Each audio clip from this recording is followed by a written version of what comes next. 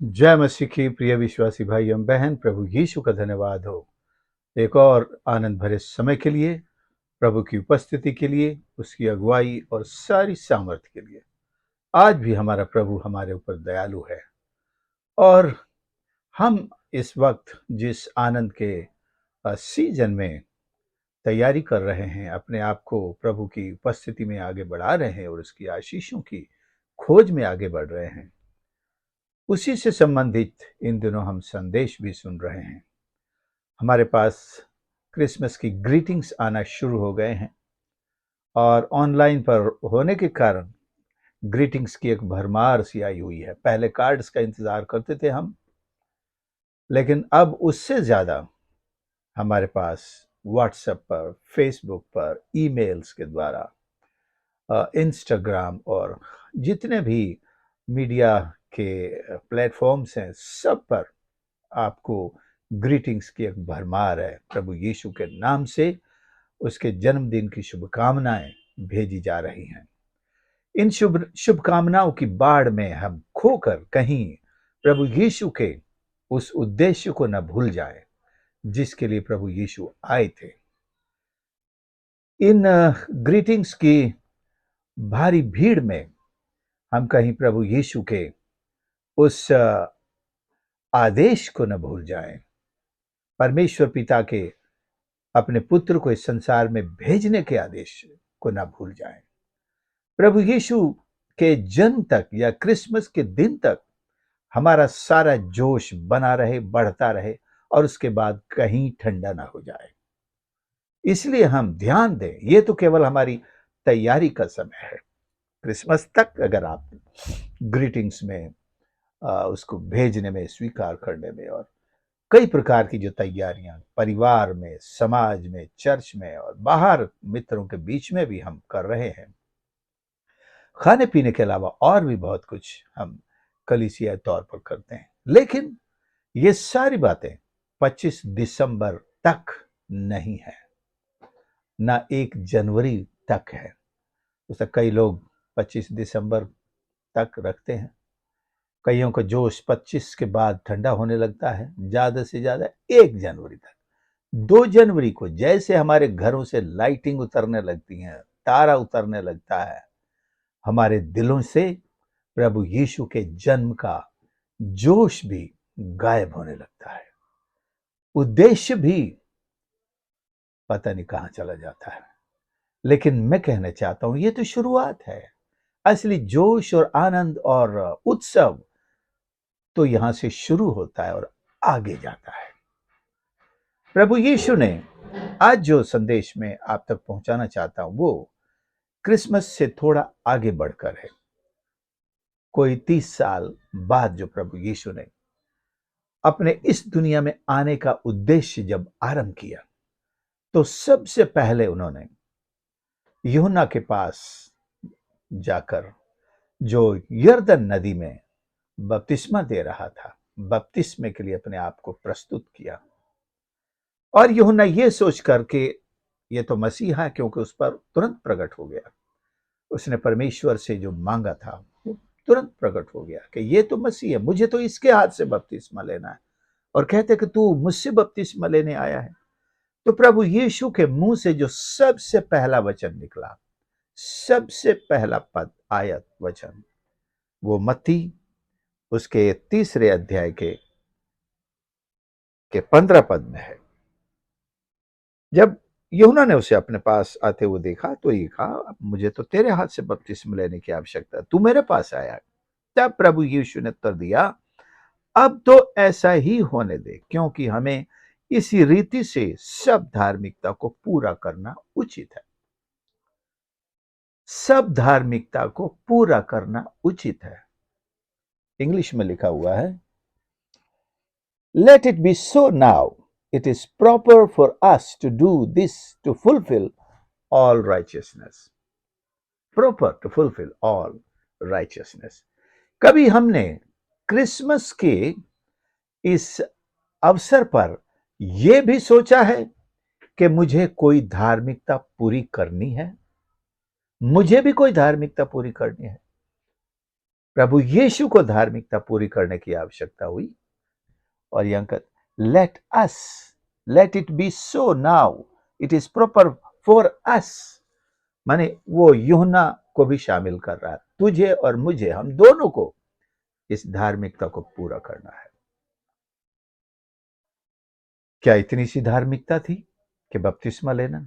मतलब right thing to do. यहां पर धार्मिकता का मतलब है the right thing to do, जो सही, उचित, सही वक्त पर जो काम हमें करना है, आओ हम वो करें। मेरी प्रार्थना है कि ये क्रिसमस आपको सही काम करने की उस यर्दन के पास लेकर आए। सही काम करने की एक यर्दन अपने स्थान पर बह रही है। किसी भी किनारे से आप एंटर हो सकते हैं, कहीं से भी आ रहे हैं। यर्दन आपको मना नहीं करते कि आप राइट साइड से क्यों आए, आप मतलब ईस्ट से क्यों आए, आप वेस्ट से आइए। बॉम्बे जाते हैं रेल लाइन के ऊपर, जब वहां पूरा बॉम्बे सुना है दो ही दिशाओं में बटा हुआ है, ईस्ट और वेस्ट।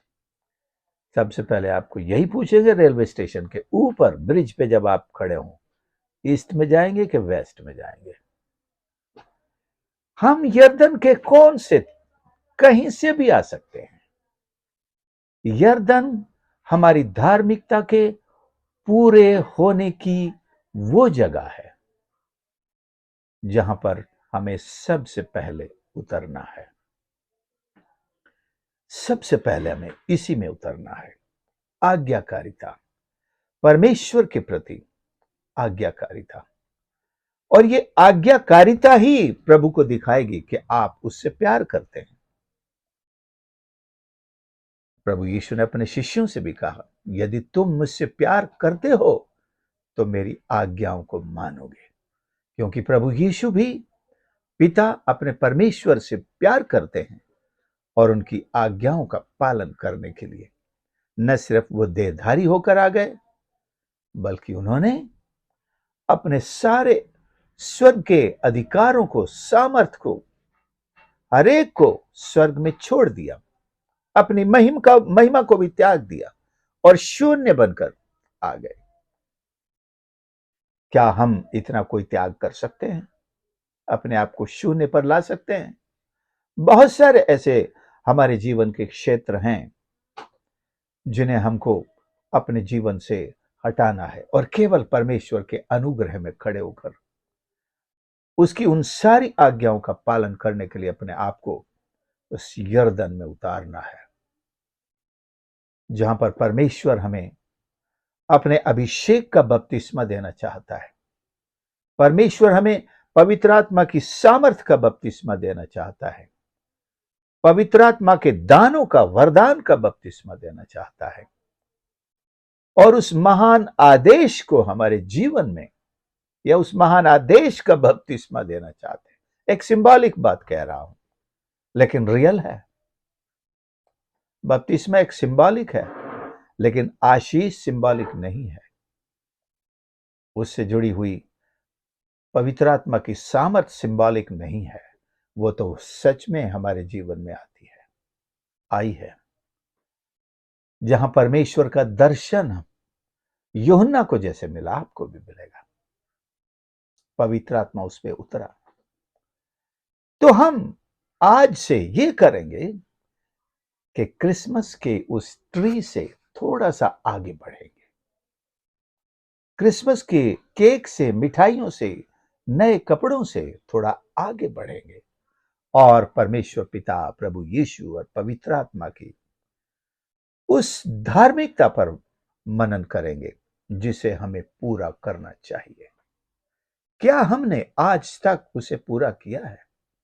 पहली बात तो ये कि हम प्रभु यीशु पर अपने उद्धारकर्ता होने के लिए विश्वास करें। अपने पापों से तौबा करके, क्षमा प्राप्त करके यीशु को अपना उद्धारकर्ता ग्रहण करें। इसके बाद प्रभु यीशु के ही समान हम पानी में उतरकर बपतिस्मा लें। यीशु ने कहा, यदि तुम मुझसे प्यार करते हो, ना प्रभु आपके केक से प्यार है। केक इस बार अच्छा नहीं बना तो हमारा तो क्रिसमस ही खराब हो गया। कईयों का बड़ा मूड खराब हो जाता है अगर केक बिगड़ गया तो। ठीक से सिका नहीं, क्रिसमस अच्छा नहीं रहा, पकवान हमारे ठीक से नहीं बने, सामान अच्छा नहीं था, किराने वाले ने पुराना सामान दे दिया, क्रिसमस हमारा बेकार हो गया। क्या यही है क्रिसमस के बेकार होने का कारण? अगर आपके हृदय में प्रभु यीशु का देह धारण नहीं हुआ, अवतरण नहीं हुआ, उसने आपके दिल की सीट पर कब्जा नहीं किया, तो क्रिसमस तो खराब होना ही था। बल्कि क्रिसमस तो है ही नहीं, कहीं नहीं। ये जो धूम धड़ाका है, ये जो सब पॉम्प एंड शो है, ये जो लाइटें हैं, ये कहीं से क्रिसमस नहीं है। क्रिसमस तो हमारे दिल का रिश्ता है। क्रिसमस तो हमारा परमेश्वर पिता के साथ प्रभु यीशु के द्वारा एक पवित्र रिश्ता है। क्या वो हम कर पाए हैं? अगर आज तक नहीं हुआ तो बड़े अच्छे मौके पर मैंने आपको याद दिलाया है। अभी क्रिसमस में अभी 3-4 दिन बाकी हैं। आपका भी क्रिसमस, मैं कहता हूं, वंडरफुल हो सकता है, अद्भुत हो सकता है, क्योंकि वो तो है ही अद्भुत युक्ति करने वाला। वो तो आया भी अद्भुत युक्ति करने के लिए है। और यदि मैं तैयार ना मिला, उस तैयारी से महरूम रहा, वंचित रहा, तो ये अद्भुत युक्ति मेरी जिंदगी में नहीं होगी, मेरे परिवार में नहीं होगी। लेकिन मैं चाहता हूं कि आज हर एक सुनने वाले के परिवार में व्यक्तिगत रूप से अद्भुत युक्ति करने वाले परमेश्वर का अद्भुत कार्य हो, और ये क्रिसमस यादगार शुरुआत के साथ हो। हम उसकी धार्मिकता को पूरा करें, पापों से तौबा और अपने जीवन का सारा प्रायश्चित यीशु के कंधों पर डाल दें। वो हमारे पाप उठाने के लिए ही आया है, और फिर हम उसकी आज्ञाओं के पालन में जुट जाएं। चाहे बपतिस्मा हो, विश्वास करने के बाद बपतिस्मा हो। उसने कहा तुम मुझसे प्यार करो। परमेश्वर प्रेम चाहता है, त्रिएक परमेश्वर प्रेम चाहता है। जब तक हम उसके वचन में बने रहें, उसकी संगति में बने रहें, रोटी तोड़ने में अर्थात प्रभु की मेज में शामिल होते रहें, संतों के साथ संगति रखने में, प्रतिदिन की इस संगति में हम आगे बढ़ते रहें। हमारे ऊपर कोई बहुत बड़ी धार्मिकता नहीं थोपी गई है, जैसे पुराने नियम में लोगों के ऊपर बड़ा भारी पड़ता था। लेकिन अब तो कितना आसान है मसीह जीवन, हम कर सकते हैं और हमें करना चाहिए यदि हम परमेश्वर से प्यार करते हैं तो। और हम दूसरे किसी से प्यार नहीं कर सकते। हमें करना ही है अपने उद्धारकर्ता, अपने सृष्टिकर्ता, अपने प्रबंध करने वाले, संचालन करने वाले, और आखिर में जिसके सामने हमें खड़े होना ही है,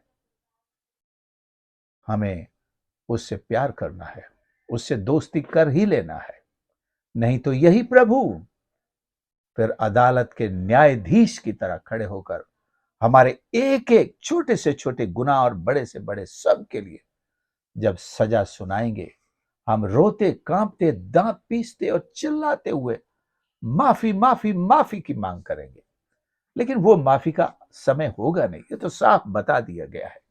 कई बार लोग गलत समय पर माफी मांगते हैं। जब माफी मांगने का, मेल मिलाप करने का, समझौता करने का अवसर होता है, तब अकड़ते हैं और कहते हैं कि हम भी कुछ कर सकते हैं, हम देख लेंगे, हम भी सबक सिखाएंगे लोग। जब सब हथियार पैंतरे फेल हो जाते हैं और जब सजा सुनाई जाती है, तब कहते हैं जज साहब माफ करो, अब माफी मांगने का वक्त नहीं है, गुजर चुका, तुम्हें मौके दिए गए थे। इसी तरह ठीक कुछ उन सब के साथ भी होगा और हमारे साथ भी, यदि हम आज उस मेल मिलाप को ठुकरा दें तो। समझदारी इसी में है, बुद्धिमानी इसी में है। आज हम इस अवसर को बहुमूल्य जाने और सारी दुश्मनी भुलाकर परमेश्वर के साथ प्रभु यीशु के द्वारा मेल मिलाप कर लें। मेल मिलाप का तरीका और प्रोसेस, शर्त यही है कि हम अपने गुनाहों से तौबा करें, यीशु से माफी मांगे, उसके लहू से धुल जाएं, उसे अपना उद्धारकर्ता ग्रहण कर लें, उसकी आज्ञाओं के पालन करने में आज से ही अपना जीवन इसी क्रूस पर समर्पित कर दें। अगर आप अपने क्रिसमस ट्री के सामने ऐसा करना चाहते हो, आई हैव नो ऑब्जेक्शन। इस क्रिसमस ट्री जिस पे आपने क्या क्या लटकाया हुआ है, सामने खड़े होकर प्रभु यीशु से कहिए, मुझे क्षमा कर, मेरे पापों को उठा ले, अपने खून से मुझे धो दे प्रभु। मेरा प्रभु जिसने जलती हुई झाड़ी से मूसा से बात की, आज वो अपने क्रूस से बात करता है, क्रूस में से बात करता है। आपको क्रिसमस ट्री में से भी उसकी आवाज सुनाई देगी, सुनेंगे तो। घंटियां तो ऐसी लटकी हैं जो बजती नहीं है, लेकिन आपके कानों में एक आवाज आज भी गूंज रही है, ईश्वर का वचन, उसे सुनिए और प्रभु यीशु को उत्तर दीजिए। आइए हम प्रार्थना करें। प्यारे प्रभु हमारे परमेश्वर, हम धन्यवाद देते हैं, तूने परमेश्वर अपनी सारी सामर्थ को, महिमा को और उस सारे वैभव को, तेज को स्वर्ग में छोड़कर हम पापियों के उद्धार के लिए इस जगत में आ गया और आपने स्वयं उस सारी धार्मिकता को पूरा किया। और आपने कहा हमारे लिए भी कुछ भी कठिन नहीं है, हम आपसे मेल मिलाप करने के लिए इस क्रूस के पास आते हैं। हमारे एक एक गुनाह को उठा ले प्रभु जी, हर एक सुनने वाले के पापों को उठा ले परमेश्वर, और उन्हें क्षमा कर, अपने लहू से धो दे परमेश्वर। और जो प्रार्थना कर रहे हैं उनका उद्धार करता हो जा प्रभु जी। Come into our hearts, be our saviour, our lord, our messiah and the king of our hearts and our lives. हमारे जीवन का राजा हो जा, हमारा मसीह हो जा, हमारा प्रभु, हमारा उद्धार करता हो जा। और आज से तेरे पीछे चले, तुझसे प्यार करें, तेरी एक एक आज्ञा का अपने जीवन में पालन करें। हम पर ऐसा अनुग्रह कर कि हम आपकी आज्ञाओं में चल सके। प्रार्थना सुनने के लिए आपका धन्यवाद करते हैं। प्रार्थना प्रभु यीशु के नाम से मांगते हैं, आमीन। प्रभु आप सबको आशीष करें। आपने संदेश को सुना, थैंक यू, और दूसरों के साथ जरूर शेयर करें। मैं कहना यही चाहता हूं कि ये संदेश भी आपकी तरफ से आपके मित्रों के लिए, परिवार के सदस्यों के लिए एक गिफ्ट है। आप इस संदेश को शेयर करेंगे, वो आपसे जरूर कहेंगे, इससे अच्छा गिफ्ट तो मेरे लिए कुछ और हो नहीं सकता। सो जरूर इन क्रिसमस के इन संदेशों को भी आप अपने परिवारजनों के साथ, मित्रों के साथ, और मसीह हो या गैर मसीह मित्र, सबके साथ शेयर कर सकते हैं। और इस चैनल को सब्सक्राइब जरूर कर लें। आपके लाइक्स, कमेंट्स, आपके ग्रीटिंग्स कमेंट्स में शेयर कर सकते हैं। God bless you.